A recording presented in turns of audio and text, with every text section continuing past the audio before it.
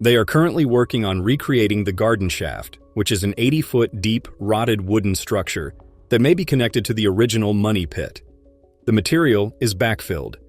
Rick and Marty Lagina are brothers who are working on a treasure mystery that has been around for 228 years on Oak Island, Clay, but the team is of the opinion that they have sufficient evidence to support their belief that it is tied to the first money pit. Samples of wood taken from the shaft have been dated to the year 1735, and water testing conducted inside the shaft has showed that a significant amount of gold by trace. They have also constructed lateral tunnels to enable members of the team to look for evidence of wealth. Marty Lagina is particularly interested in discovering what is at the bottom of the shaft, and they hope to drill horizontally and vertically until they get down to a depth of 50 to 60 feet. For the purpose of monitoring the operation, the team will be utilizing the Anutin Spectrum 120 high-definition camera, which is equipped with a pan lens that can be rotated through 360 degrees and is designed to function in low-light environments. Additionally, the camera is equipped with visual-enhancing features, such as a zoom capability that is extremely powerful. Despite the fact that the group is excited about the possibility of finding treasure at the bottom of the garden hole, they are more interested in going underground and making the most of the opportunities that the shaft affords. Rick, Lagina, and Roger are both excited about the possibility of discovering the tunnel from the garden shaft, as well as the possibility of conducting additional exploration in the money pit region.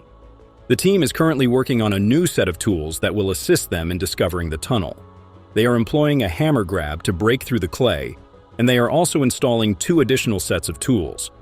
The team is also working on a new hammer that will be used to break through the clay and create a tunnel that could lead to the discovery of the original money pit. In conclusion, the team is working on a treasure mystery that has been going on for 2 decades and 28 years on Oak Island. They are hoping to find the tunnel that is located at the bottom of the garden shaft. In order to explore the area and find the hidden treasures, they are using a variety of tools and technologies. Both Rick and Scott Barlow, the manager of operations on the island, Lena, are about to embark on a journey to solve the Oak Island mystery. They are transforming the search engine by going underground, which is a moment they will remember for the rest of their lives. The reconstruction of the garden shaft has reached a depth of 44 feet, and after completing safety training, they will head down to explore the money pit area. Rick can't wait to explore the depths of the money pit underground city. He is of the opinion that life is all about shared experiences, and that the legacy of those who have come before them is being carried on by them. He believes that this is the case in situations where a large number of people have had the same experience. They are amazed by the originality of the set that they are installing, and they see how history would have been preserved without cranes, which is a testament to their will and desire. Lena believes that Oak Island is a wonderful story, and that the people who have come before them are now being carried by them as they go underground while they are underground. Our awareness of the money pit and the possible treasures that are concealed beneath it can be expanded through the use of the shaft, which signifies the possibility of doing so. The path that leads to the prophet, Lagina, who is of the belief that life is all about shared experiences and that the heritage of people who have been before them is being carried by them, finds that money pit is an emotionally charged encounter. Even if the work that they are doing is incredible, the thing that truly surprises them is the fact that they are preserving history. They believe that there is a will to their enterprise, and they are excited about the potential for other works in the area, such as an offset chamber in the tunnel at the 95-foot mark. They are anticipating that they will receive some answers about what took place here. The story revolves around a group of people who are looking for answers to the mystery that has been surrounding Oak Island. Mr. Lagina, Rick, a treasure hunter, finds a large wooden stake at the northern point of the swamp on property belonging to Fred Nolan's family. The stake is hacked and axe cut, but it is not sawed. In 1969, Fred Nolan, a land surveyor by trade, discovered several uniform lines of wooden stakes, carbon dated to the 1500s. These stakes were believed to be evidence of centuries-old survey markers used to plot out the boundaries in a massive construction project. Gary Davidson was informed by both Fred and Tom that there were 4 or 5 cuts on each stake, which led them to the conclusion that Oak Island was formerly comprised of 2 islands that were intentionally connected together by the triangle-shaped swamp. After pulling one up together, Dan and Fred chopped off the tip, and then they sent it out to be carbon dated separately, with a margin of error of 85 years. It was established that the value of the carbon date was 1575. It is important to note that the discovery of a survey stake is noteworthy, since it gives evidence that the marsh was constructed in the first place. A member of the team named Marty Lagina discovers one of the survey stakes and is astonished by both its appearance and its age. Because of its appearance, she has an interest in the stake, but she is not particularly enthusiastic about it. However, she is fascinated by the way the stake has been preserved and how it has decayed. A significant amount of emphasis is placed in the story on the significance of discovering artifacts such as this, which have the potential to offer solutions to the mysteries that surround the swamp and the people who dwell there. Rick Lagena and his crew are currently conducting an investigation into the enigmatic triangle-shaped swamp that is located on Oak Island. Their goal is to find new evidence that the swamp was created by humans. Given that they have access to Fred Nolan's land, it is possible that they will be able to collect other significant clues. With the help of his team, Rick is currently digging a shaft in order to ascertain the boundaries of the paved area, which they have discovered to be a collection of rocks. In spite of the fact that the paved area was not discovered until relatively recently, it is very suggestive of the fact that it contains information or hinting. Given that the water is rushing in at such a rapid rate, it is reasonable to assume that the water would have been gone. The discovery of the paved portion comes as a surprise to the team, yet it does not provide any answers to the issues of who, why, or how things came to be. As was anticipated, the paved sector has proven out to be a more challenging puzzle than the team had anticipated. Rick, along with the rest of his team, is ecstatic about the discovery, and they are also excited about the idea of performing additional study. When Rick and his family are traveling through New York, Rick finds out that his close friend Zena Halper, who was also a researcher and author, has passed away. She had left him the products of her life's work, which included a great trove of books and records that appear to connect the Oak Island mystery to events of the Knights Templar as far back as the 12th century. She had given these things to him. Rick is overjoyed to learn that the job she has been doing throughout her life will continue, since she doesn't want it to end. One of the things that was discovered is a copy of the Krona record, which is a deposition that was taken by an English temp KN. This document detailed a journey to the New World that lasted for a year and was called Antora. It is because of this that Rick's mother is conducting her studies. In conclusion, Rick, Marty, and the rest of the crew are looking for further proof that the swamp was created by humans, and they are working toward making a significant breakthrough. In addition, they are enthusiastic about the possibility of conducting additional study and making discoveries on Oak Island. Rick makes a discovery of a copy of the Cremona record, which is a compilation of maps and journal passages that are said to have been written by Ralph Duddle, a Templar knight who lived in the 12th century, more than 3 centuries before Christopher Columbus made his first arrival in North America. The manuscript details Ptoley's travel to the Temple Mount in Jerusalem, as well as a Templar mission to the New World in the year 1178. The individual who is speaking is of the opinion that the Cremona paper is pertinent and accurate, and they suggest the establishment of a study center in order to collect information and commit to solving the Oak Island mystery.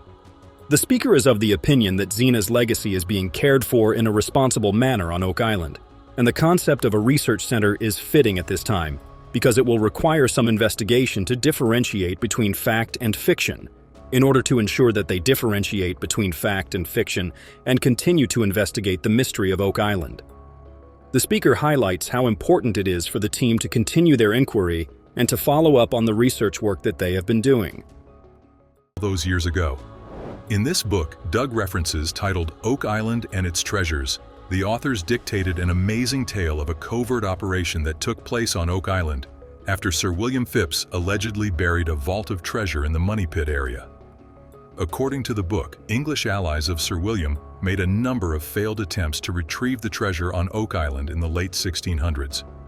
This shilling could be proof that the English military were once on Oak Island. If Doug Crowell is right, this piece could be connected to failed treasure recovery operations. They never found the treasure, and adding in the gold and silver particles present in the water tests conducted on the island, the clues all point to the treasure still being on the island. This find and their searches in Lot 5 have just become more vital and significant than ever before. This incredible discovery has changed the game for the Oak Island crew. The sense that they are closer to answers than ever before becomes truer every day. Do you think they will discover the treasure after collecting these pieces of evidence? Let us know in the comments down below. Please do not forget to subscribe and turn notifications on so you never miss an update. Might there be a chance here to discover the treasure once and for all? Sure. There's all of these clues that strongly suggest this area holds significant interest. Rick Lagina has finally found a breakthrough on mysteries of the infamous Oak Island. They just found something so bizarre that proves that gold is here on this island. Did they find a hidden chest that has a map to the actual treasure? Well, in this video, we are going to find that out. Craig Tester and Steve Guptill, along with Alex Lagina and the rest of the crew, are gathered to begin the latest large-scale excavation with the hope that they will uncover the second shaft, over 100 feet deep, and built in the early days of the 18th century, believed to be only a few feet southeast of the original money pit. To do this, they will be digging up the first ever searcher shaft on Oak Island. Their current goal is to obtain some pieces of the shaft and conduct dendrochronology on it, which will be able to tell them the year this wood was formed on a tree. According to Craig, if anything will be able to tie them back to the original money pit, it would be shaft 2. The tree rings they spot on the wood will tell them when it was cut down. If they can uncover and confirm the date to around 1805, they will not only be able to locate the original money pit, but also find the source of the precious metals they have detected in the area. They excavate a big piece of wood they believe could have belonged to one of the long walls. But the question remains, does this belong to shaft 2? According to Rick Lagina, the second shaft is like the Holy Grail in terms of significance. They are closer than ever to finding the money pit. The wood they pull out is rounded and thick, which Craig believes is the outside of the tree, and could be excellent for their testing. They take multiple samples of this wood when Marty Lagina arrives on site, and they decide to use a mirror to take a closer look at what's down there, by reflecting light into the dark corners. Marty describes how incredible it is what people in the past were able to accomplish with their limited technology, but also how they need to think to find the money pit. Gary uses his metal detector and finds a signal in one of the scoops of dirt, pulling out a rosehead spike which remains in great condition, possibly from the 1700s. Between the 1780s and mid-1800s, rosehead spikes were created for construction. This could be another clue. They note a lot of boards in the dark pit, and they decide to try and take some of those beams off the walls. Rick notes the mix of older wood and how the second shaft was built in the early 1800s, likely a great match to that old wood. If they find a match between that wood and this time frame, they will have the first discovery shaft on Oak Island, an amazing accomplishment. The operator of the excavator is flying blind but being instructed by Scott as they carefully maneuver the excavator's bucket down this shaft and scrape it along the walls for wood samples. However, they face a setback when their first sample falls out of the bucket and splashes into the water below. This is a great challenge, but Billy the operator triumphs as he pulls out a massive beam of wood. Gary then goes to check if there is any metal in the wood by passing a detector over it. When there is no signal of metal, he determines this is a good sign as it suggests a very antiquated style of construction. First ever searcher shaft on Oak Island. True, true. Well, we think. That we know of. Yeah. That's right. Now they ask themselves if someone could have reconstructed the top part of shaft 2 after it was originally built in 1805. They may have found the evidence to find the original money pit. This area is a landmark for them. This operation has been an incredible success. Back at the Oak Island Research Center, Marty has met with a few people who will be involved in the well drilling and to get on the same page as they move forward. Marty Lagina explains that he has been focused on the metals detected in the water. A few weeks back, some scientists had broken down the results of the testing they had conducted on the island and zeroed in on a yellow district which had persistently high levels of copper, lead, zinc, and tin. Their testing has them looking at a 2,500 square foot region known as the Pie. Dr. Michelle believes that what they are looking for is in the golden egg section they have, so Marty is determined that this is where they will be drilling all the wells, to better evaluate the area. The next morning, the crew gathers to begin their testing and digging. While drilling in the golden egg, they have come across evidence that suggests a possible structure in the area, at a depth of almost 100 feet. Mike from Choice Solid Drilling explains that the sample he pulled out is soft at the top, and we learn that there is no wood in the sample, but this is a good sign as it points to them getting close to something. Marty believes that if there is something there, they will find it in that hole. Peter suggests taking some tests of the water for metal testing, and they decide to ask Dr. Spooner to take a sample. Later that afternoon, Marty returns after he is told they have made progress in the EN13 borehole made in the Golden Egg. Just the other day, the crew believed they had almost hit a man-made structure as they drilled nearly 100 feet underground. The new sample under a yellow cone was measured against EN13, and what they found was something coming out of the well, like loud booms that went on for half a minute. The belief is that they may be drilling near something and air getting into it. The implication being something is open down there or collapsing. Dr. Spooner believes there must be a void. All of these clues point towards something happening in this area. Dr. Spooner holds up a sample of the water which looks yellow in the sunlight. This darker water indicates they are close to a source of wood. This development has piqued the interest of Rick Lagena, especially if it means that an underground collapse is pointing to an open chamber. They believe that water has moved from a tunnel or shaft, and all of this information is vital to know where the traces of metal are coming from. They hope that their next drilling spot will reveal even more information. The next day, they discover another Roman coin which the team has connected to descendants of Vikings, which could be important for their discussions. The historian on Oak Island explains that the Norse had reached Iceland and Greenland before 1021 AD, and after that just a short ride away in Newfoundland, which is 600 miles northeast of Oak Island. For this reason, they are headed to that Viking settlement that was established more than a millennia ago and has been labeled by the Canadian government as a National Historic Site.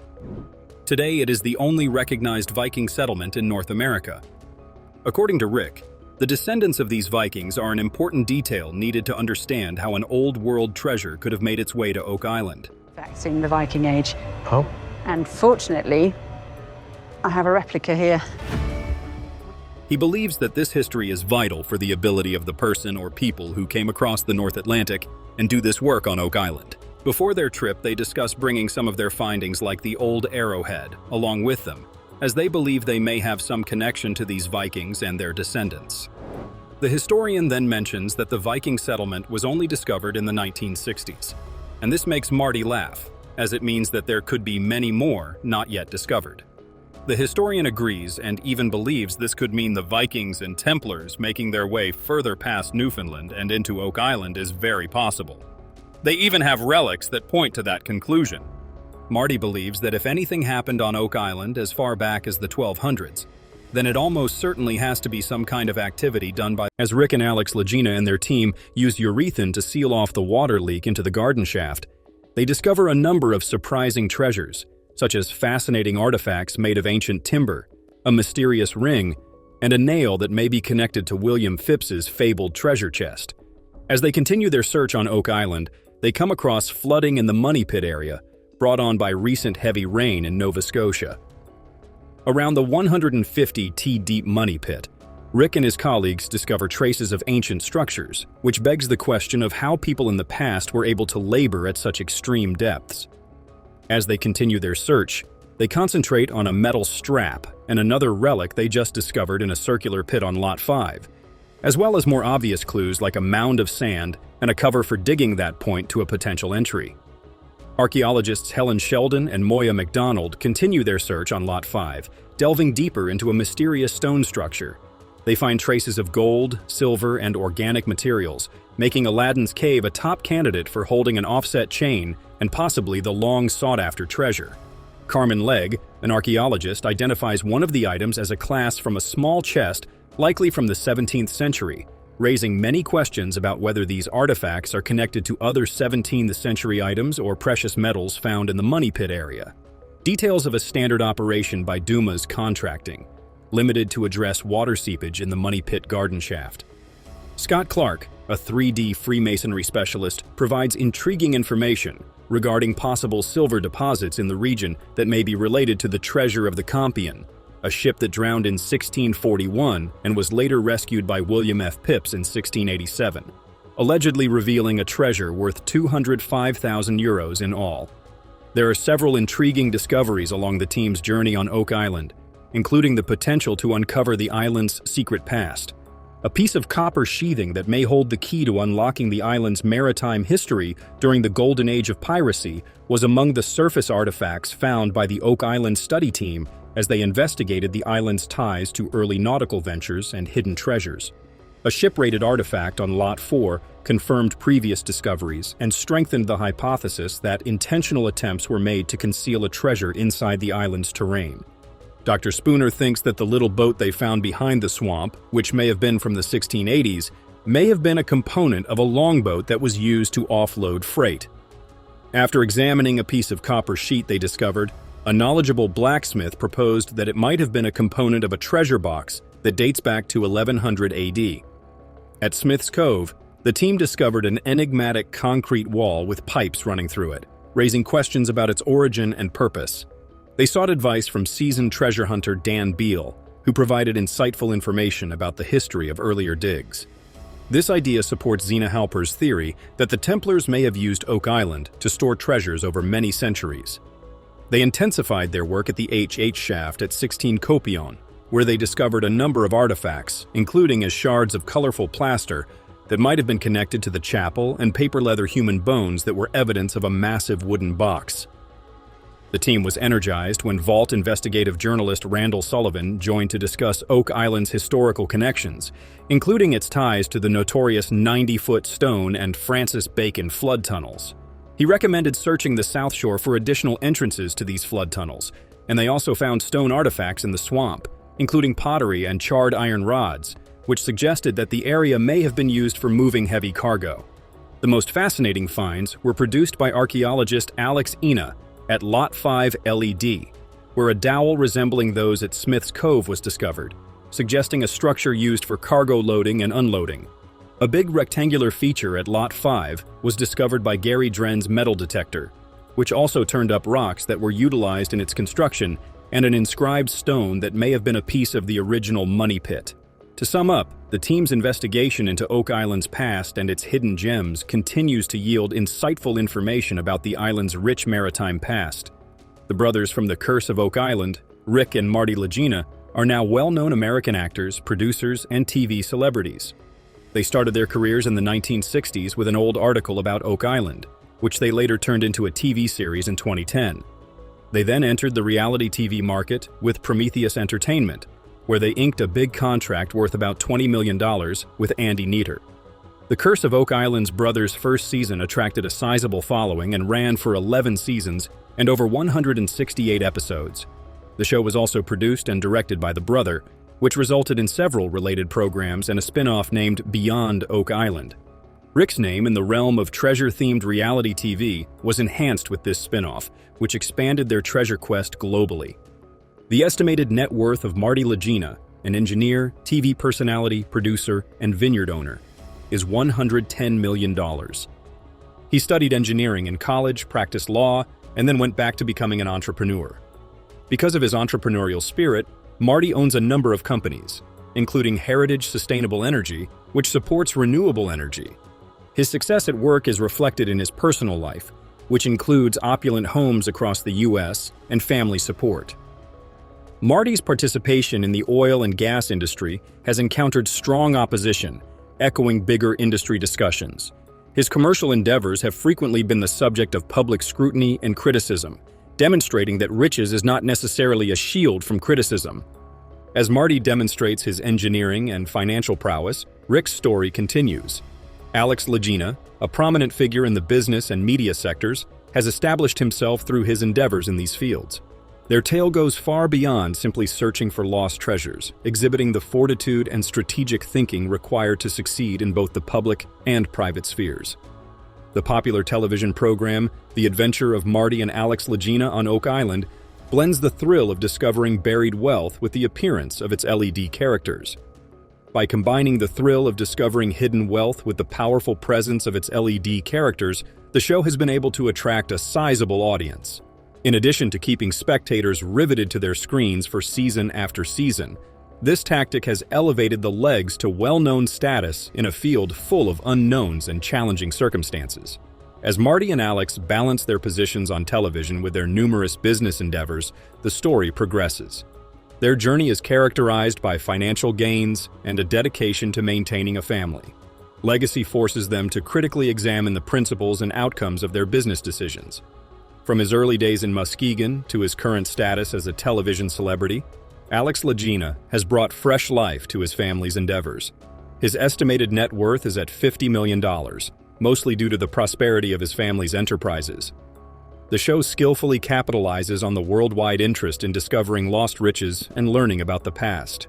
The story of Laius and their team is transformed from one about treasure to one about navigating the complexities of modern business and historical preservation by fusing historical details with their personal accounts to create a narrative that is both educational and intensely personal. It highlights not only the potential financial rewards of these quests, but also the deep connections to history that these discoveries can create, as well as the pressures of maintaining integrity, respecting historical significance, and making sure financial stability is always present.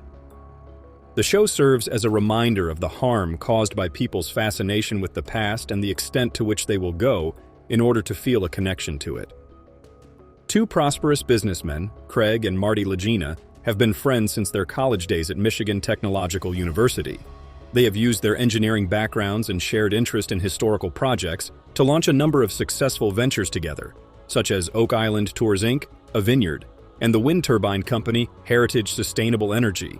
Their partnership has endured over time, demonstrating that combining enduring friendships with business can result in significant successes.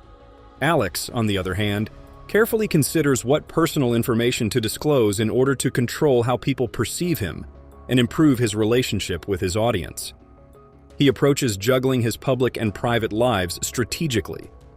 Social media frequently highlights his relationship with Catherine, which makes him more personable and allows his followers to see glimpses into his private life. Craig makes a significant contribution to the renewable energy industry using his engineering experience, especially at Heritage Sustainable Energy, which combines his career objectives with general environmental concerns and improves his company portfolio and public image. Together, Alex and Craig, as environmentalists and business leaders, show the value of individual drive, professional skill, and tactical use of public platforms.